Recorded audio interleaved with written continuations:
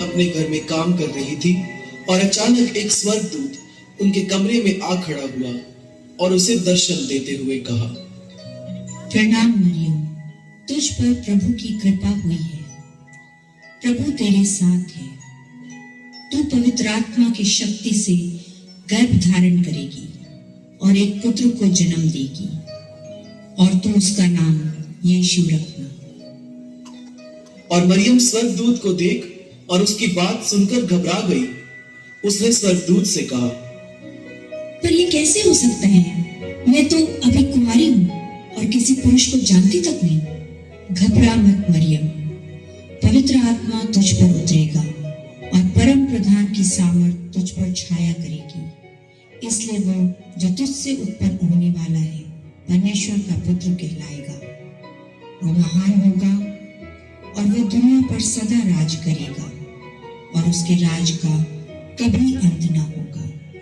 मैं तो प्रभु की दासी हूँ, जैसा आपने कहा वैसा ही हो। तब स्वर्गदूत उसके पास से चला गया।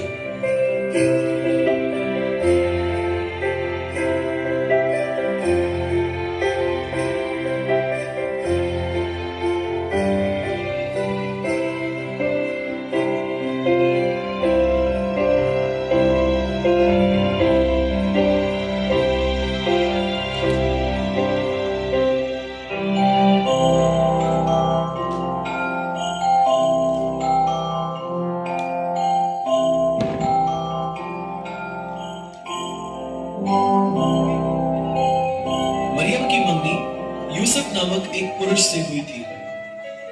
जब यूसुफ को पता चला कि मरियम गर्भवती है, तो उसे मरियम की पवित्रता पर शक हुआ और उसने मरियम से शादी करने का विचार छोड़ दिया। लेकिन स्वर्गदूत ने यूसुफ को सपने में दर्शन देकर उसे मरियम को अपनी पत्नी के रूप में स्वीकार करने के लिए कहा। इसके बाद यूसुफ ने मरियम को अपनी पत्नी के रूप में स्वीकार कर लिया और यीशु के जन्म तक उनमें कोई शारीरिक संबंध नहीं हुआ। जब मरियम का बच्चे को जन्म देने का समय निकट था, तब यूसुफ और मरियम दोनों को किसी जरूरी काम के चलते बैतलहम नगर की ओर जाना पड़ा और बैतलहम पहुंचते ही मरियम का जन्म देने का समय आ गया और उनके पास बच्चे को जन्म देने के लिए कोई जगह नहीं थी। यूसुफ ने मदद के लिए किसी का दरवाजा खटखटाया। भाई साहब, हम परदेसी हैं और मेरी बेबी गर्भवती है और वो जन्म देने वाली है। क्या आपके घर में हमें कोई कमरा मिल सकता है? नहीं नहीं, जानना पहचान, मैं तुम्हारे मेहमान। निकलो यहाँ से, चलो। यूसुफ और मरियम वहां से आगे निकलकर अगले दरवाजे पर खटखटाते हैं।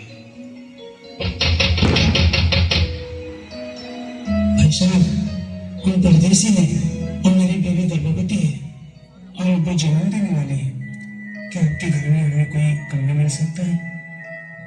देखिए, मेरे घर में कोई खाली कमरा तो है नहीं, लेकिन हाँ, मेरे घर के पीछे वाले आंगन में एक चरनी है, लेकिन वहां मेरे जानवर रहते हैं। अगर आप चाहें तो वो जगह ले सकते हैं। आपका धन्यवाद भाई साहब, हमें मंजूर है।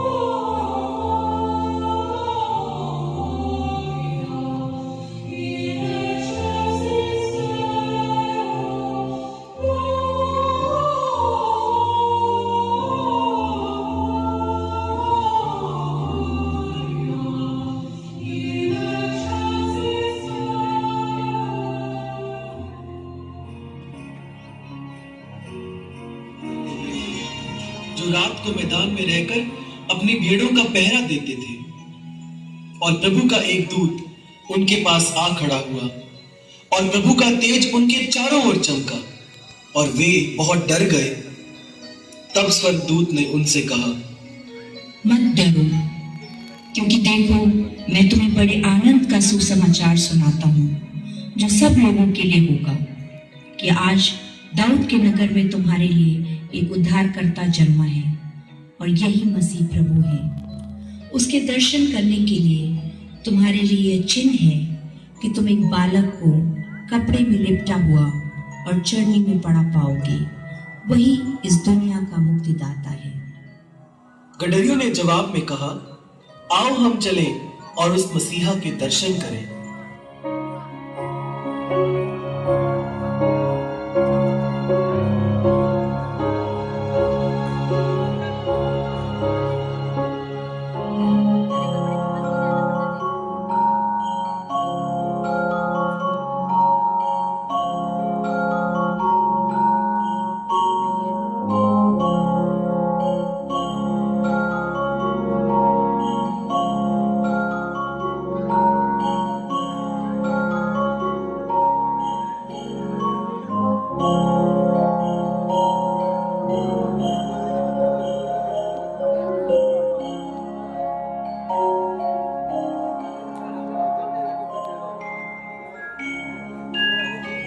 तब दुनिया के अलग अलग कोनों से 3 बड़े राजा भी एक तारे के पीछे पीछे चलते दुनिया के मुक्तिदाता करने के लिए बैतलहम पहुंचे।